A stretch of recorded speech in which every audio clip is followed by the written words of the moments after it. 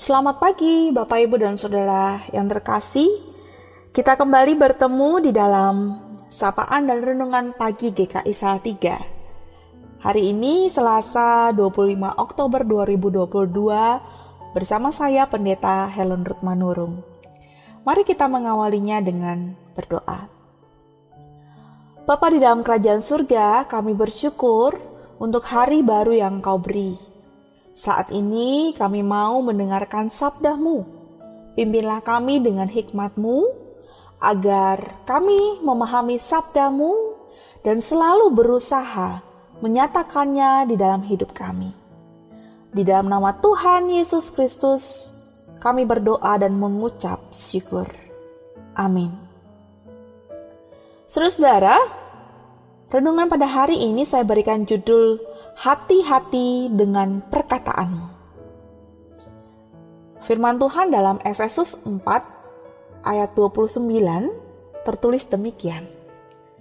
Janganlah ada perkataan kotor keluar dari mulutmu, tetapi pakailah perkataan yang baik untuk membangun di mana perlu, supaya mereka yang mendengarkannya beroleh kasih karunia. Saudara-saudara, ada seorang anak yang seringkali terlihat minder jika dipercaya untuk memimpin presentasi di kelas. Dia bercerita kepada temannya bahwa papahnya pernah berkata kepadanya, "Kamu itu bodoh, tidak seperti kakakmu." Kalimat itu selalu diingat olehnya, dan itu membuatnya merasa sedih dan minder. Tanpa sadar, hal itu sangat membekas di hatinya dan tertanam di dalam pikirannya. Sehingga seakan-akan mimpi dan cita-citanya tidak akan pernah terjadi karena ia merasa bahwa ia bodoh dan tidak seperti kakaknya. Kalimat negatif itu ternyata telah mengikatnya untuk berkarya dan membatasi mimpinya. Saudara, hati-hati dengan perkataanmu. Walau hanya satu kalimat atau hanya terdiri dari beberapa kata, hal itu bisa menyakiti dan berdampak buruk bagi kehidupan anggota keluarga kita. Entah itu bagi suami, entah itu bagi istri, entah itu bagi anak-anak kita, bagi kakak ataupun adik kita. Bukan hanya berdampak pada relasi yang akhirnya nanti akan renggang atau bahkan terputus, tapi juga ternyata bisa membuat kehidupan anggota keluarga yang lain menjadi terkekang. Saudara, kita mau melihat bagaimana di dalam kutipan ayat dalam Efesus ini ingin menunjukkan bagaimana Rasul Paulus menganggap penting sekali untuk mengingatkan jemaat di Efesus supaya mereka memperhatikan bagaimana cara mereka berkata-kata. Apakah perkataan-perkataan yang baik dan membangun, atau perkataan-perkataan yang asbun, asal bunyi, perkataan yang kotor, perkataan yang kasar yang tidak baik, dan perkataan yang menghancurkan dan menyakiti orang lain. Sebagai pengikut Kristus, jemaat di Efesus tentu sudah diubahkan menjadi manusia baru.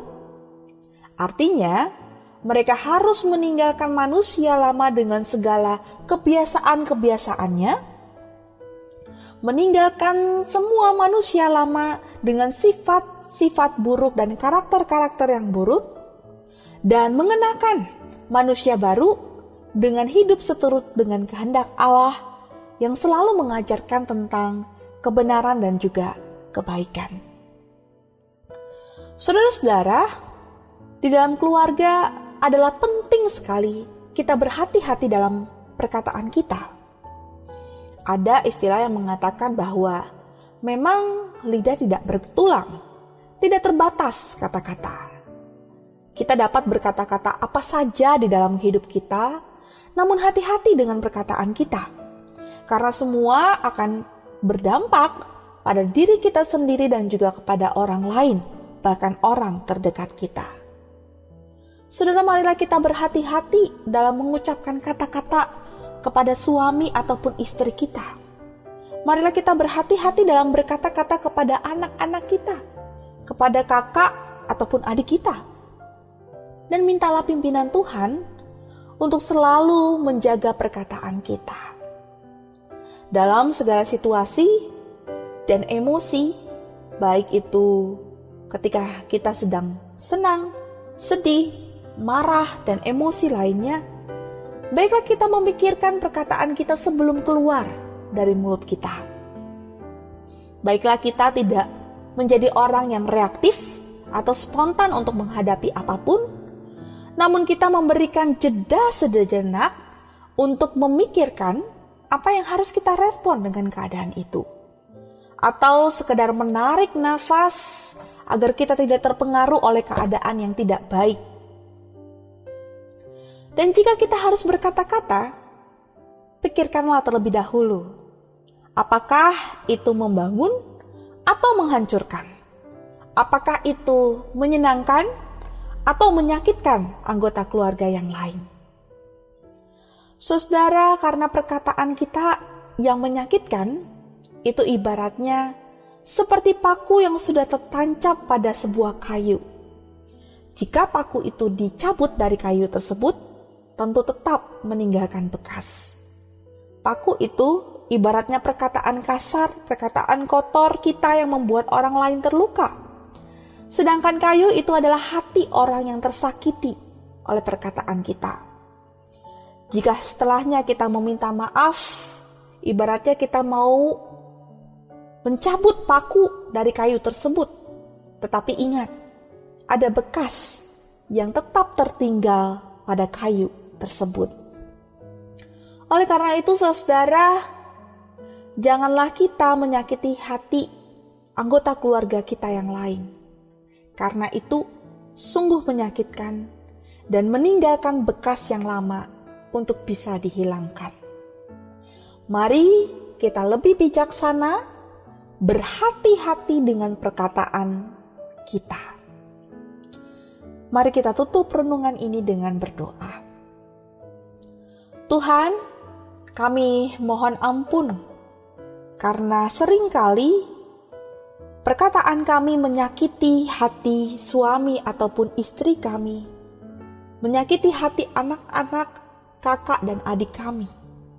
Ampunilah kami Tuhan, ajarkanlah kami untuk lebih berhati-hati dalam berkata-kata, supaya perkataan kami ini boleh menyatakan kasih, boleh membangun dan membawa damai bagi anggota keluarga yang lain.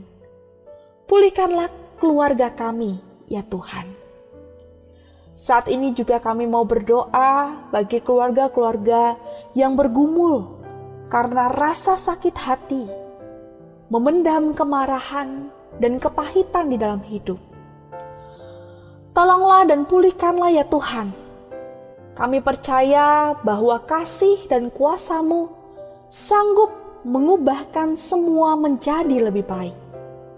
Berikanlah kedamaian dan juga pengampunan bagi keluarga-keluarga tersebut.